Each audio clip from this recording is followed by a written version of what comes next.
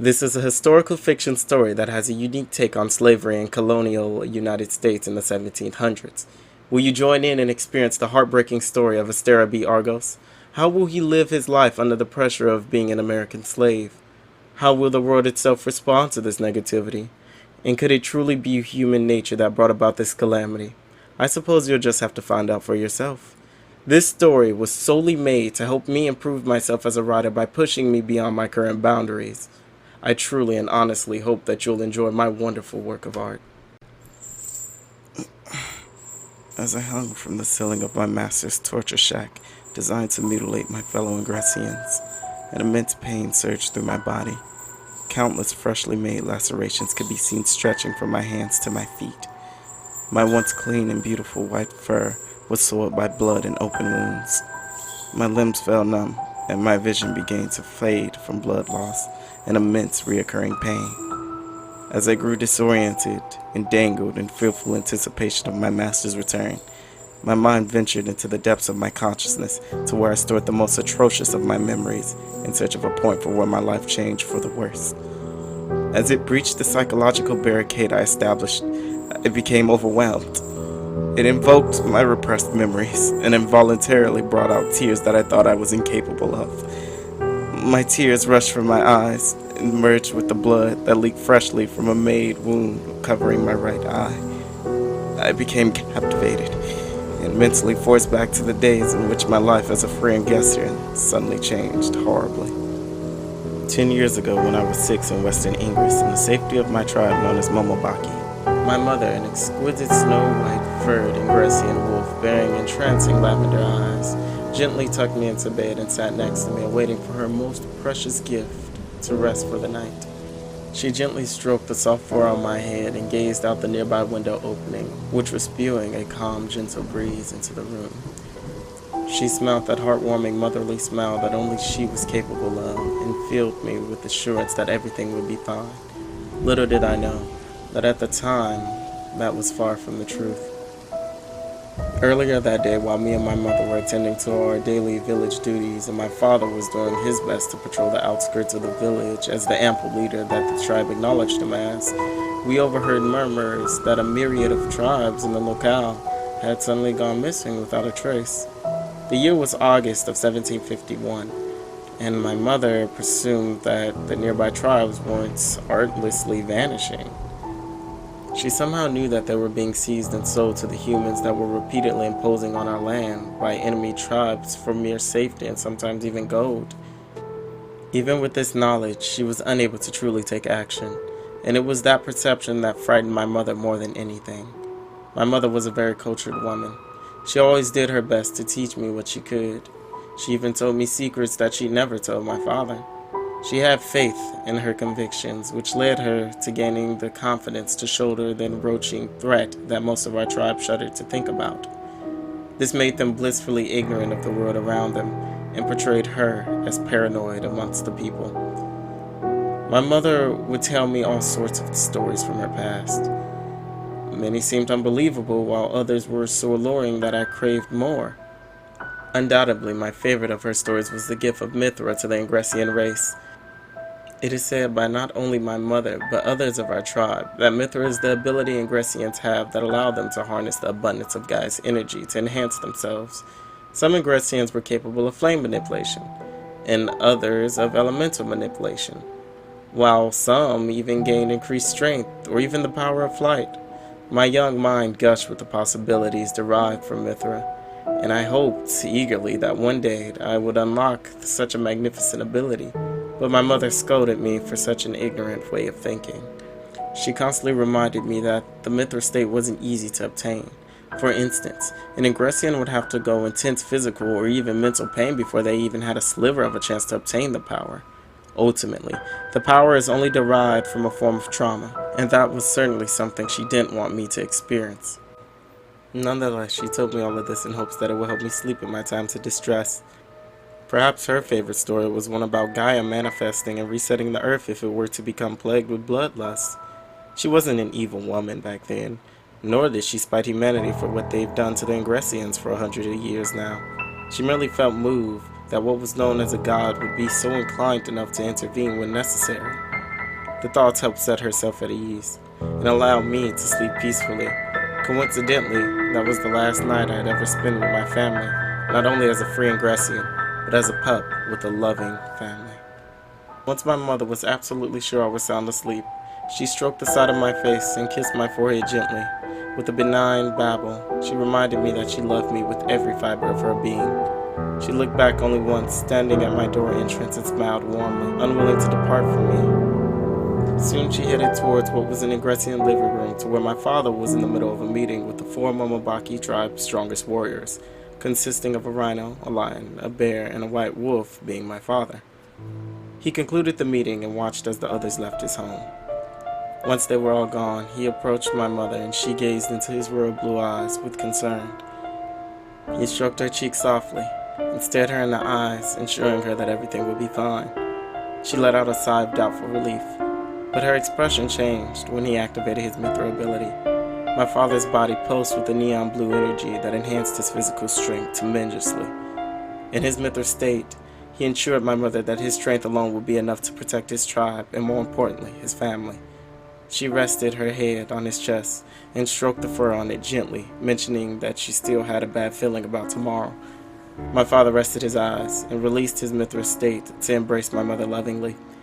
He vowed to her that he would not allow anyone to harm me or my mother for as long as he was alive. This reassured my mother. Now at ease, she headed to her room to rest for the night.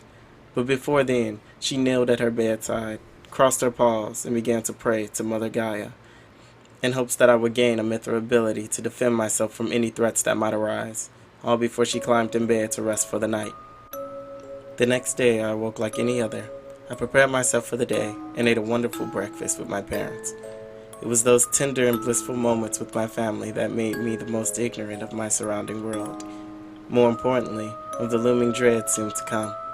As breakfast came to a bittersweet end, my father equipped himself with armor and weapons to begin his patrol.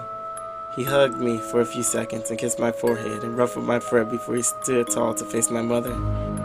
She adjusted a bit of his armor and kissed him a single time before he departed to begin his patrol duties as tribal leader. My mom smiled lightly as she watched him leave. Soon after he was clear out of sight, she grabbed our berry-picking baskets and were soon off towards the nearby forest with a few of the tribe members to gather edible plants and berries gifted to us by Mother Gaia.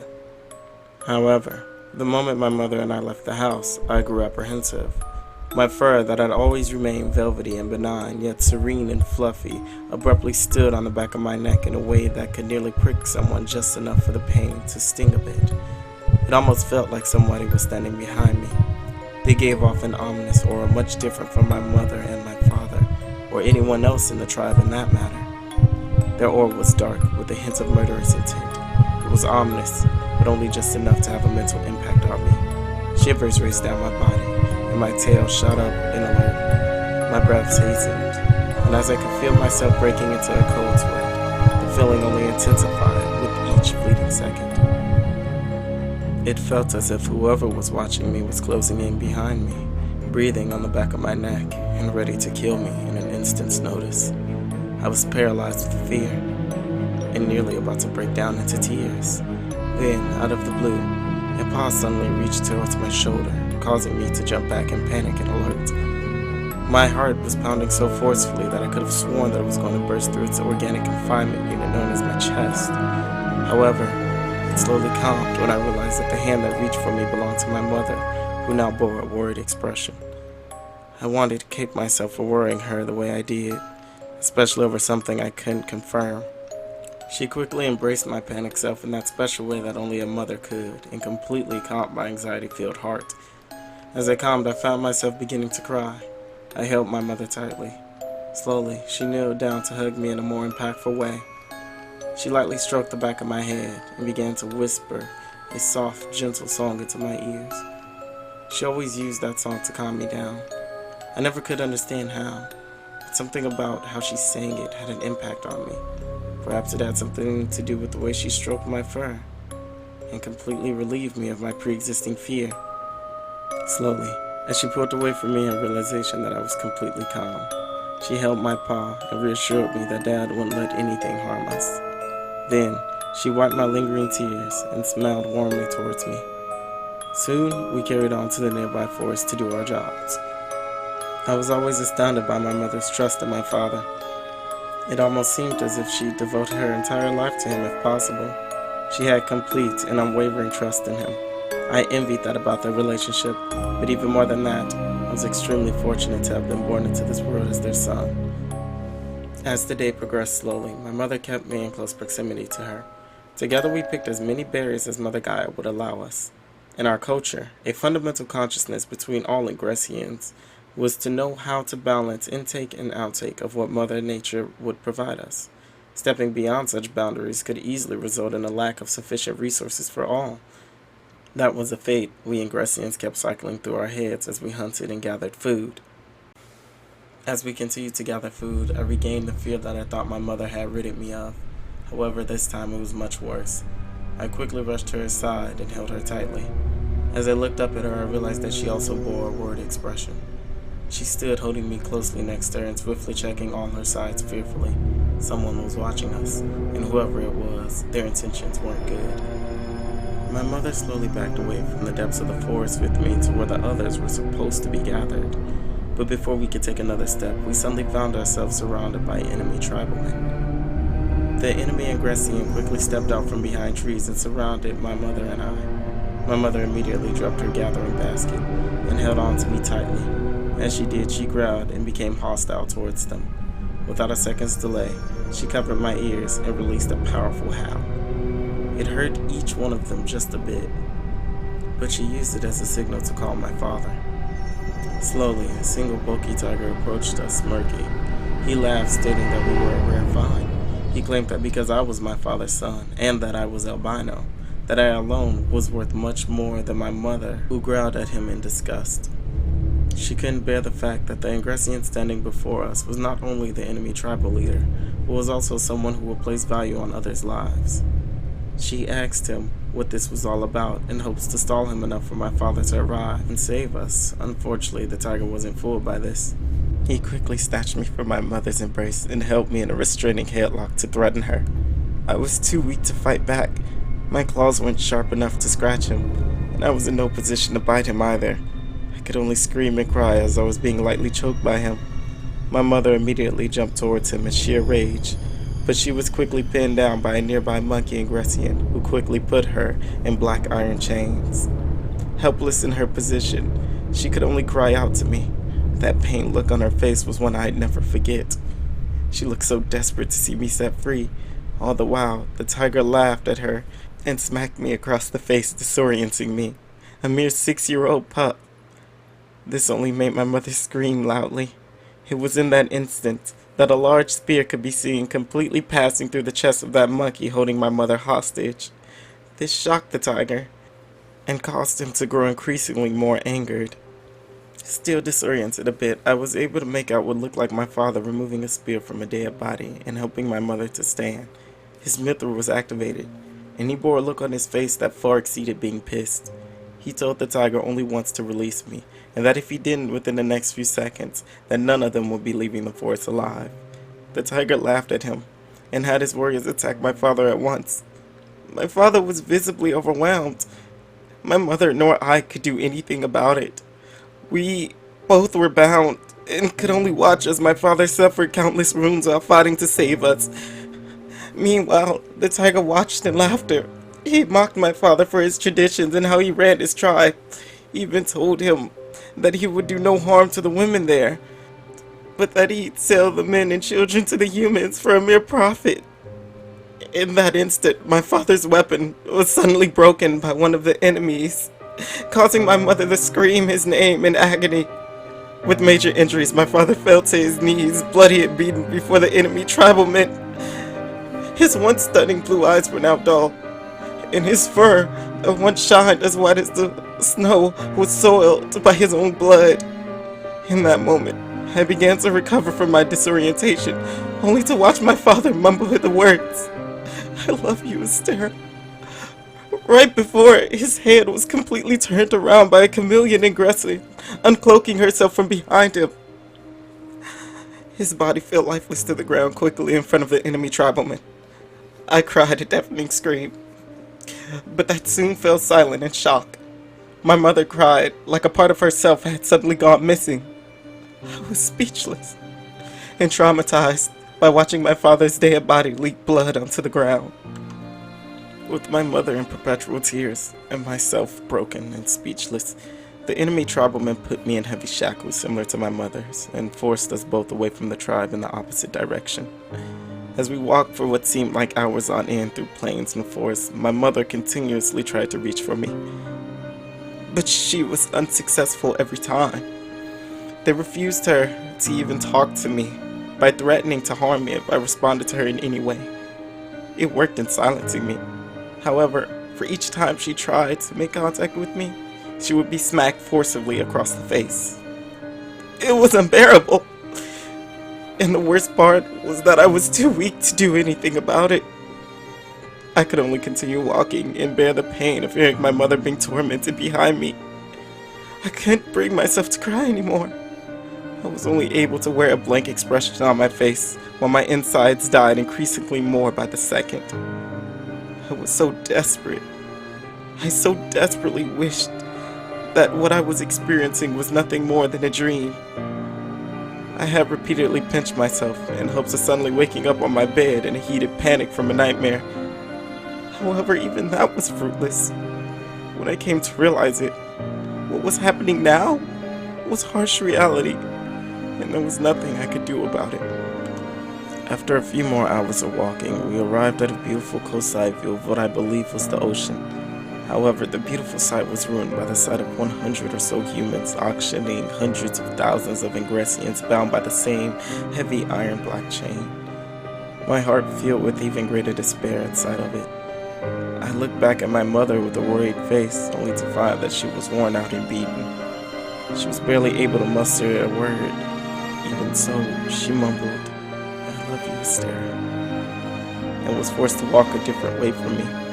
I called her name, but she could barely hear me over the noise of rattling chains, screaming children, and even crying adults, and auction hammers being slammed against wooden coasters. I joined in the screaming with intense fear, but I was quickly silenced by the tiger smacking me once again. This time he drew blood from my nose and nearly gave me a concussion. He quickly forced me up to walk again and presented me to a black, white, and yellow human, all dressed in fancy human outfits. The tiger explained that I was the only son of a powerful Ingressian capable of using Mithra. He mentioned that I naturally had the talent for it, and that if they bought me, that they'd certainly make a great investment off of selling me in the colonies.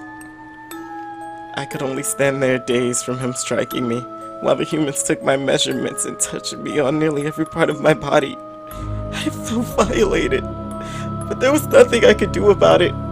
Within a matter of seconds, the black and yellow man showed clear disinterest in me, while the white man did. He handed the tiger a sack of gold, and in return the tiger handed me off to him. The man then pulled me aggressively towards a large stage alone, where I was the center of attention for hundreds of humans, stating that I'd make a fine hellspat, then in my later years that I'd become an extremely useful field slave. Despair quickly filled my soul. Almost immediately, a human to my left began speaking so fast that I could barely understand him. However, amongst all of this, I noticed my mother in the distance, trying her hardest to break free of the human's hold on her. When she realized that I was being sold as a part of an auction to the highest bidder, she swiftly killed the human binding her by ripping out his throat with her teeth and rushing towards the stage, towards me, with tears and blood on her face. I reached towards her and tried my best to run away, but I was grabbed by the neck from behind by a human standing behind me. In that instant, a female human bearing pink and black hair, followed with pink and matching clothes, stepped in front of my mother, holding a form of device meant for blocking out the sun. The woman halted my mother by twirling it in front of her. She then quickly pointed its barrel tip at my mother's head, and in less than a second, she completely blew her brains out without hesitation. The humans applauded the woman. Slowly, she turned towards me and nodded. She lowered her hat towards me, smirking. With that final act, I was truly alone and living in a world that could only be described as hell. I was broken. The auction continued as if nothing happened, as if my mother's death meant nothing to them. It didn't, and that didn't surprise me. With the bid on me reaching well over 100 human currency, I was placed in an iron choker that slightly restricted my breathing. I was then branded on my right paw with a symbol that I'd never seen before. It hurt so much that I couldn't close my paw, and I was so broken that I couldn't even muster a scream that would compensate for the pain I was experiencing both physically and emotionally. Almost immediately afterwards, I was forced in line with countless other Ingressians, shackled and forced on a cramped ship that smelt of something otherworldly. I couldn't cover my nose. I could barely breathe. And all the while, I couldn't help but want to die. Little did I know that that was just the beginning of my hell.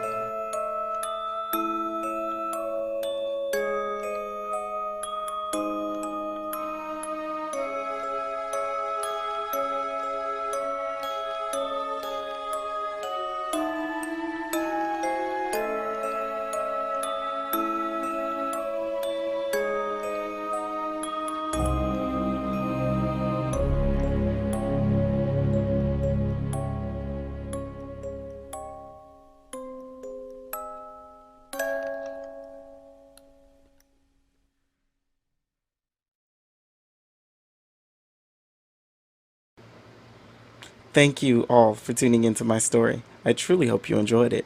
There will be more videos to come in the future. If you like what you heard, please like and subscribe to the video and the channel even. For more information on projects coming to YouTube, you can find me on Twitter, Instagram, and even Tumblr under the same name. The library is unfortunately closing for now, but it won't be closed for long.